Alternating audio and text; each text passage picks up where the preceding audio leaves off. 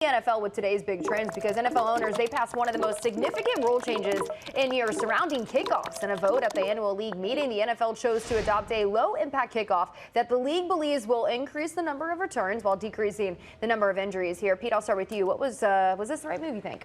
I guess ask me by week 3 of the NFL season, because I don't know what to expect here. I know that it was implemented in the XFL, but I think the starting point for why they decided to implement it here is for the right reasons. You don't have a lot to lose because you're not getting a lot of kickoff returns in the NFL, and it's one of the most exciting plays in football to watch somebody return one back. And when you're talking about high velocity, high speed impacts on the kickoffs, you can come up with some serious injury there. So I think those are two good places to come from when changing the rules. Yeah, I think it's a good idea too. All sports are evolving and they're changing rules, and they're mainly for the safety of the players. This particular rule change, I think, is great because now you're going to get special teams guys that are going to mean a whole lot more to the special teams. Mm-hmm. You're going to get guys like, Devin Hester is going in the Hall of Fame.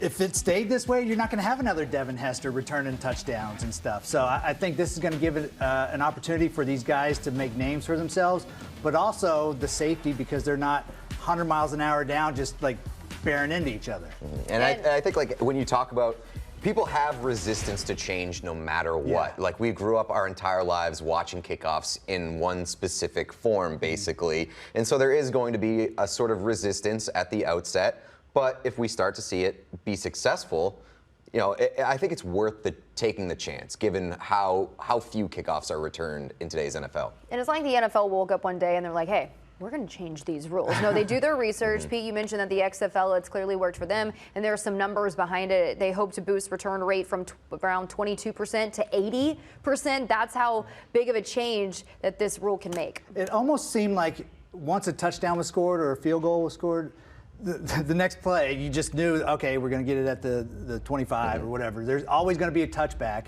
No chance of anybody running it back. And surprise onside. No more surprise onside. You have to clarify that you're going to do an onside. So now teams are going to be prepared to have the right people out there for those particular plays. That actually might be a downside for me. I like the surprise onside kick, and I think it's a good strategy to employ. And now with that change, that might be the one downside for me. Well, and that's the concern is because, that's part of the excitement we were talking about is just the new tackling changes, the tackling rules that are in place yesterday. Now you have this. Are we taking away from the excitement and why we love football?